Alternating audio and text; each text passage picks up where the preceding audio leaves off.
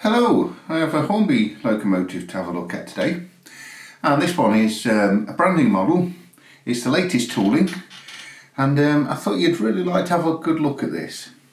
This is the let me just show you the end of the box. We're just trying to see, make sure I've got a little reflection on there. So it's a R3983 LNER, and this is a P2 class, and it's a 282, and it's the Prince of Wales number 2007, and this is actually still in manufacturing, the real locomotive at time of this filming. Still not made it onto the main line. You can see on the box there we've got a nice little drawer in there, and this is actually much better packaging than normally that Hornby do. So they look like they're following other manufacturers, and it's the first time I've actually taken this out of the box, so bear with me. And what else do we have? We do have some instructions with this. So we've got all the operating instructions as normal.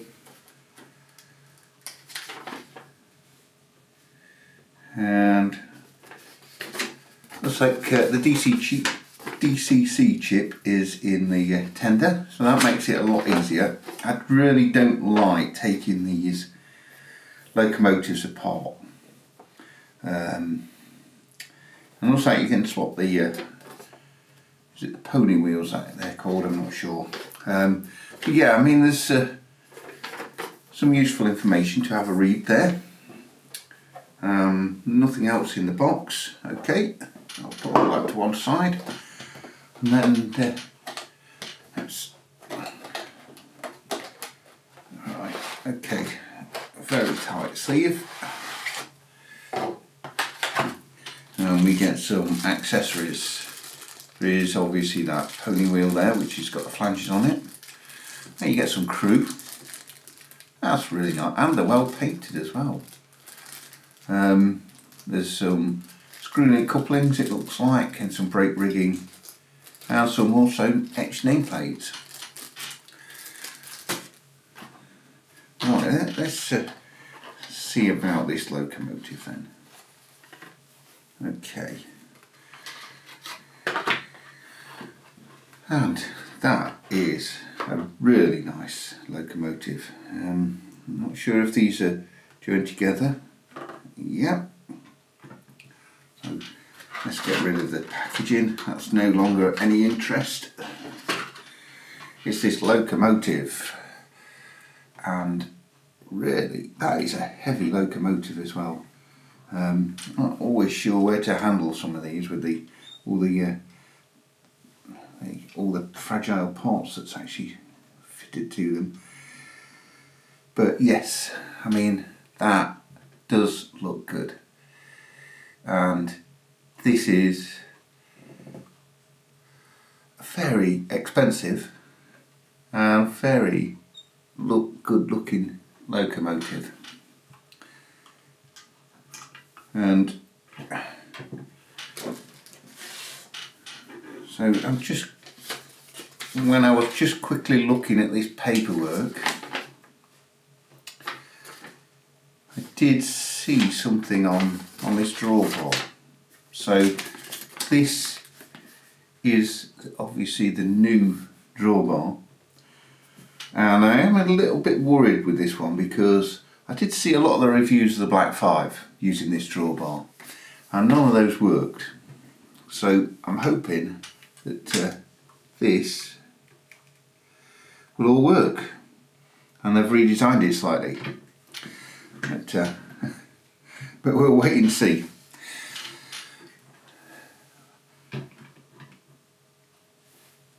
Anyway, let's go and have a look at this on the white background, and let's have a look at all the detail really close up, because I'm really looking forward to having a really good look around this model. Now, first impressions is this is a very large locomotive, only just fits really my photo booth here, and it looks amazing from just the first looks. So let's have a really good close look.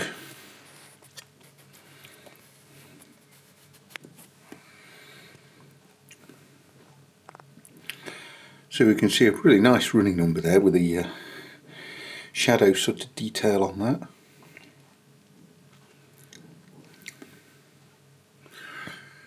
Really nice lining on this.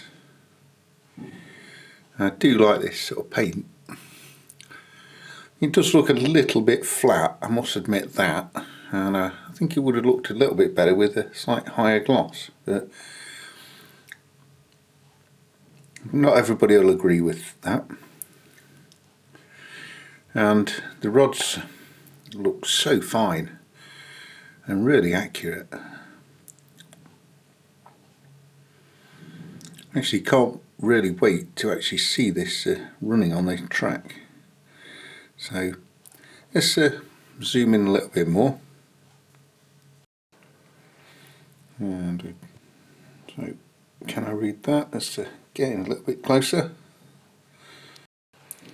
And there you go, you can see good detail on that builder's plate there.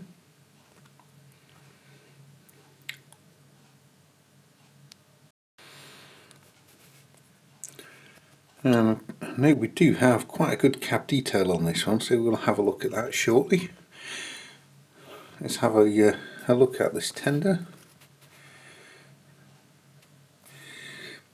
And I must admit, I like the lining around these wheels.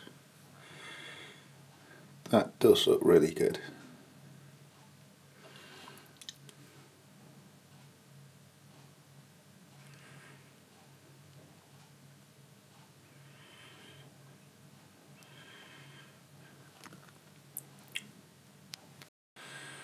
So we have the rear of the tender, and there's a few separately fitted items on here. We've got some handrails, steps there, vacuum pipes, and yes, we do all have sprung buffers all round. And I think that's a kinematic coupling, feels like, yes.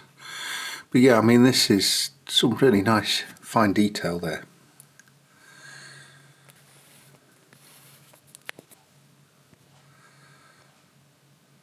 As you can see, zoomed in close, and the buffer beam does look really well painted.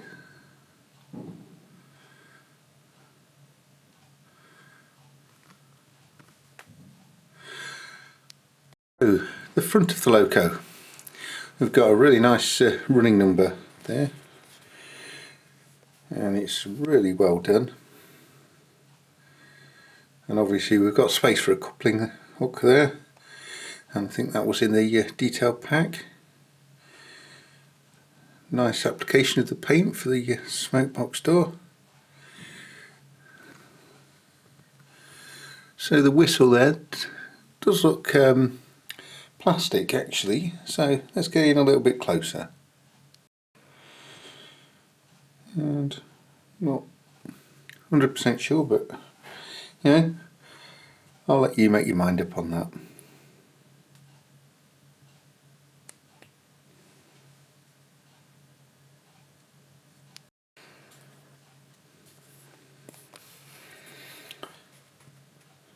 And this one does have the double chimney, and you've got some very nice fine handrails along the side there. They are really fine. So let's zoom in a little bit. And they're painted in the same colour as the body, so it actually makes them look even finer, I think. But they are excellent.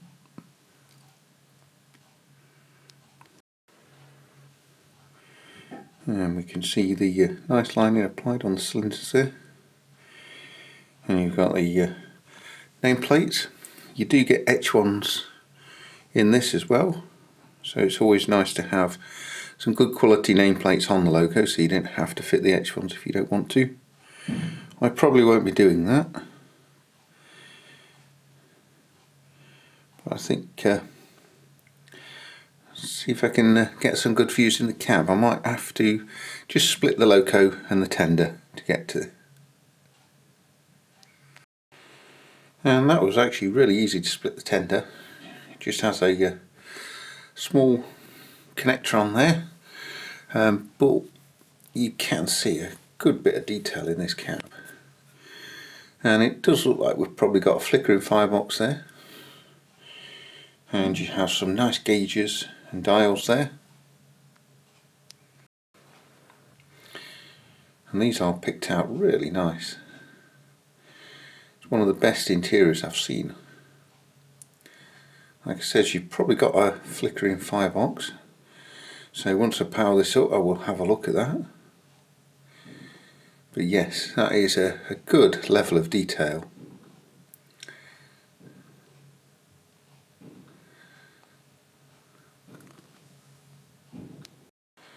So the tender is really well detailed as well. You don't often see always like the coal sort of opening there, and gauges on the tender. And you've got the doors on both the tender and the loco. And I would say Hornby's attention to detail on this model is excellent. And you can just see the socket there that the plug goes into from the loco. So we'll have a look at those. There is a very realistic coal load, which is removable as well. And it's sort of quite a low coal load, but a really realistic looking. And if you look on the top of the cab, we do have the sliding vents and turn brass safety valves there. And just having a look down the top of the locomotive. And good rivet detail there.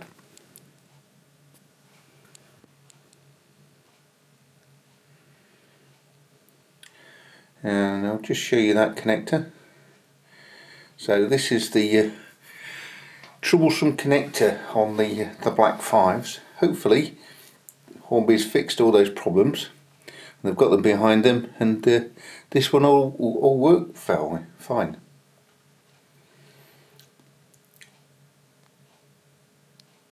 Okay, so I think we've had a good look around this model.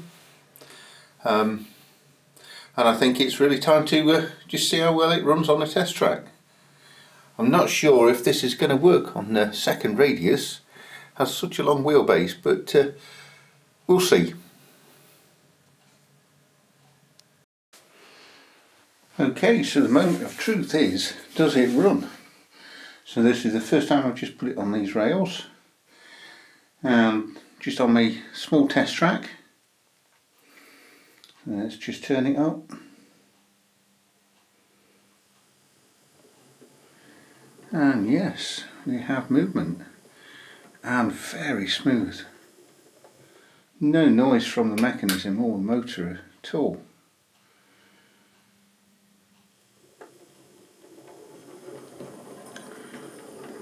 That is amazing.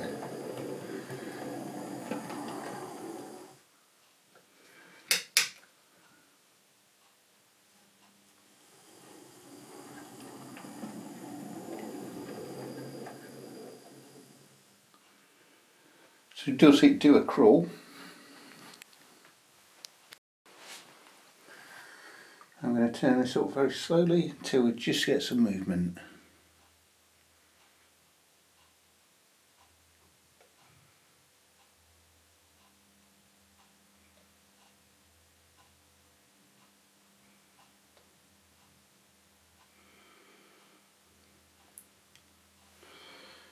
There we go.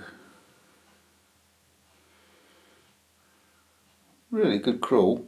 Slight cogginess there, but you know, I would forgive it for that, because it is really slow, and there's I'll just turn it off very slightly to see how smooth it goes then. Yep, absolutely perfect. So let's just bring this back to the centre and then see how well it crawls going forwards.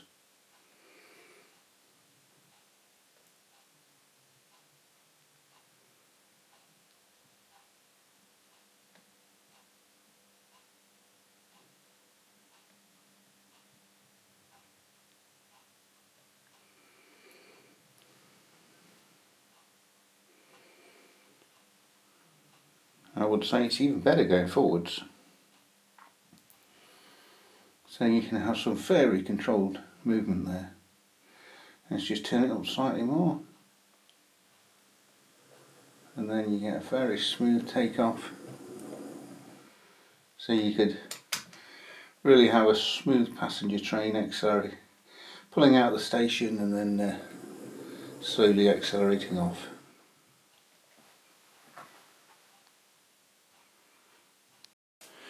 So what I would like to see, will it navigate the points really well? Let's back it up and we'll go over the points.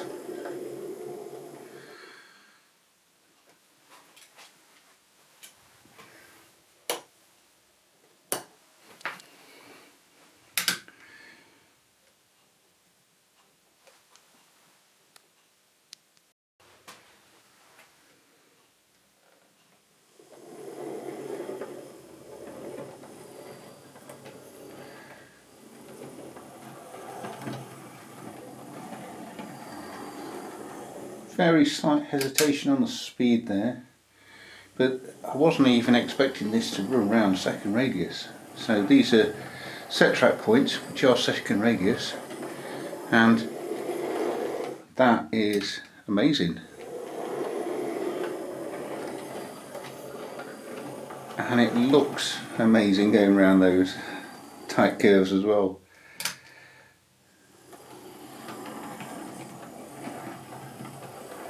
No problems forward or backwards.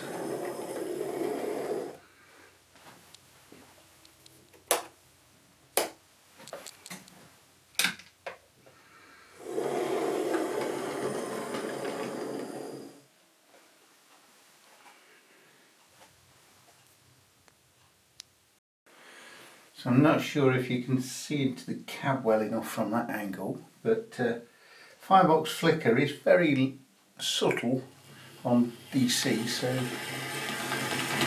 have to turn this up quite a lot to get it to. I don't want to sort of damage it by running it like that, but believe me, there is a nice firebox flicker there. And what I would like to do is just see how much this actually does weigh, because it does feel very heavy. I'm going to have to use that piece of test rack, but yeah, I mean that is a heavy locomotive, sort of 480 grams.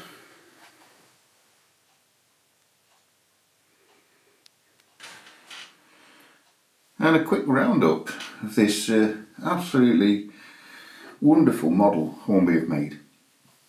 And I'm really impressed with this. I love the detail that they've added in, and it runs so nice.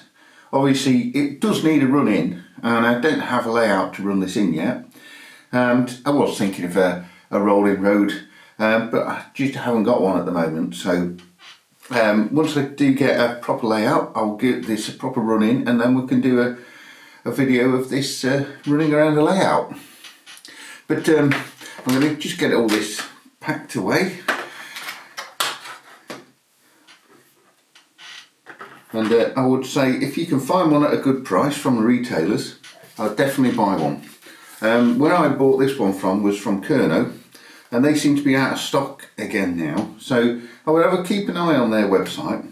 So I got this for a really good price, and it's worth looking at all the retailers, you know, to see what discounts you can get. So right, so let me put the accessories back on there.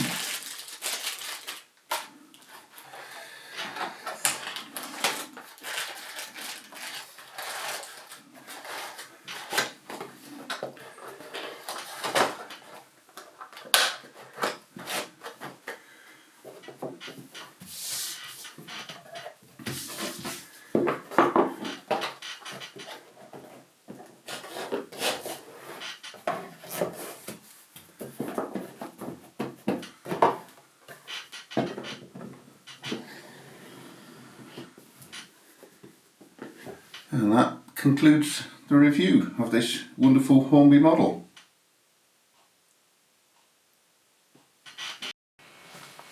Thank you for watching this review of this Hornby locomotive. I wish you a very good evening or a very good rest of the day, and I'll see you on the next video. Take care.